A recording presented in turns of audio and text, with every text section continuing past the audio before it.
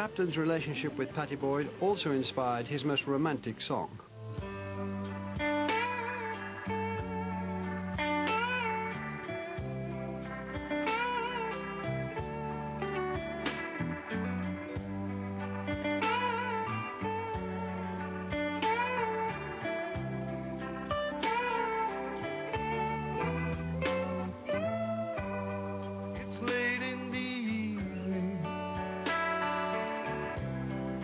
Wondering what clothes to wear. She'll put on her makeup and brushes her long blonde hair, and then she'll ask me, do I look all right? And I'll say yes, you look wonderful. People, when they listen to Wonderful Tonight, imagine that this song was written in the throes of great passion and adoration, where in fact they were written out of irritation, you know, and impatience. And so it doesn't matter. And that's the amazing thing about music, is that you can listen to it with your own parameters. I mean, you don't have to know how it was written or why it was written. I feel wonderful because I see love light in your eyes, and the wonder of it all is that you just don't realize how much I love you. When Pattie's book came out, people were expecting me to kind of get into a slanging match. I think the media would have loved me to have kind of given a knee-jerk reaction and gone after her. But setting the record straight for me, it still comes back to this thing of I was exactly where I was meant to be. And I don't think I could be where I am now today if I hadn't gone through all of that. It's time to go home, and I've got an aching head, so I'll give her the car key. She'll help me to bed, and then I'll tell her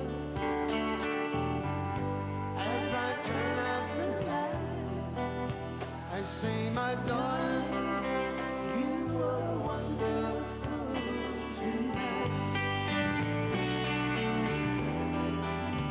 Oh, my darling, you were wonderful.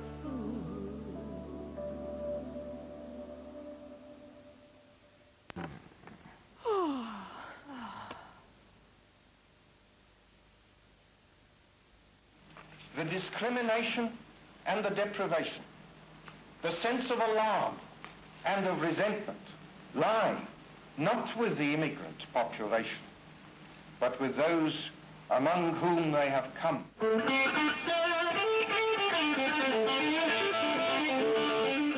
In 1976, Eric Clapton caused controversy when he appeared to support the views of Enoch Powell at a concert in Birmingham. Looking again at the allegations of racism which marred your career at a certain point.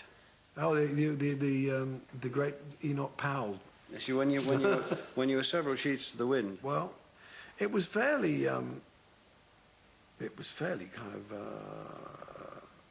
normal behaviour for me to come out with sort of inappropriate speeches. I mean, usually they were in private or in pubs or in something. Like that one somehow made the papers. I didn't think it was as important as a lot of the people thought attached to it. I can't remember what sparked it off, really. I think it was a reference to Enoch Powell and the sort of a black colony or something, wasn't it, like that? Yeah. I was convinced that we had a weird kind of attitude to, the government's attitude towards immigration was corrupt and hypocritical.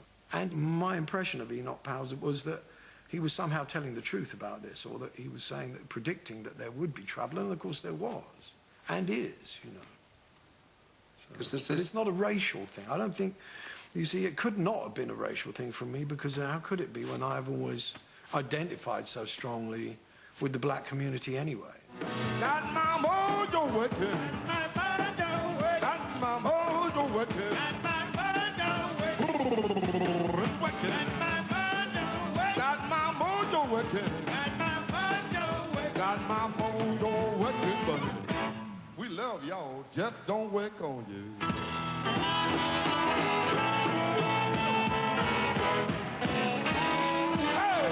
From the time I first heard him, I realized that he was like the king of that situation. Muddy's thing was primitive, and it was more to do with where he came from, out of the Delta. Muddy took me under his wing, and I did my best to kind of honor that. BB is another that, you know, play one note and completely command you with what it can do.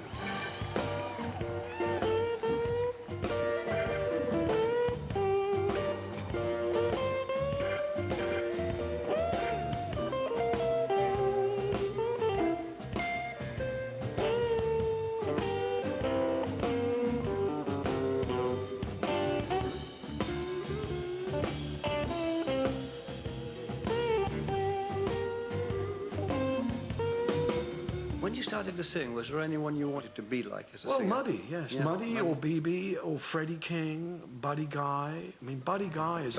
Learned valuable lessons from the women in your life, starting perhaps with Rose, your grandmother. From Rose, it's unconditional love. I mean, Rose was capable of that in the most extraordinary measure. He's a bit of a loner, really, to start with. And, always had an imaginary horse and all those sorts of things, you know. You sit on the doorstep and play with snails, and there'd be snails would go around on the ground. But he was a lovable kid, you know. He still is. I kind of bled them dry when I was in my adolescent years. I mean, the things that I described in the book, thank God she's not here, you know, like vandalizing trains and stuff like that. When I don't know what she thought I was doing. You know, we'd go off to Guildford as a group and do these things and steal, and I mean, it would have broken her heart. But not only that, but later when I was in the depths of my addiction, I mean, she was there and didn't really try to affect change in me. I mean, I know she met with other family members and friends and talked about what to do, but never really gave up on me, you know. Well, the really favourite song I liked was "The Lord Give Me Strength." Give me strength. Because he got over that awful business, you know.